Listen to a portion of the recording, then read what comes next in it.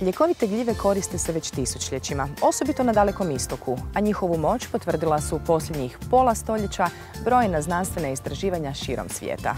U Japanu i Kini postoje i službeni antitumorski i drugi lijekovi iz gljiva. Dr. Miko San, zdravlje iz gljiva, prvi je hrvatski i evropski proizvođač preparata iz ljekovitih gljiva i u samom svjetskom vrhu na tom području.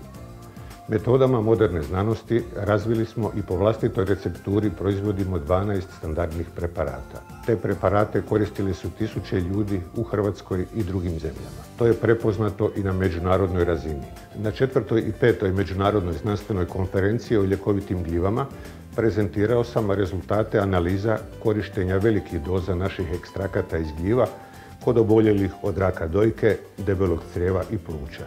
Korisnici su bolje podnosili kemoterapiju i zračenje, živjeli puno dulje i sa boljom kvalitetom života. Veće doze i dulje trajanje daju i bolje rezultate. Uočeno je da pripravci definirani pripravci gljiva jako koče diobu tumorskih stanica, čim veća doza, veće kočenje. Međutim, ono što je interesantno, da normalne stanice se ponašaju drugačije. Velika doza je čak stimulirala rast normalnih stanica u kulturi.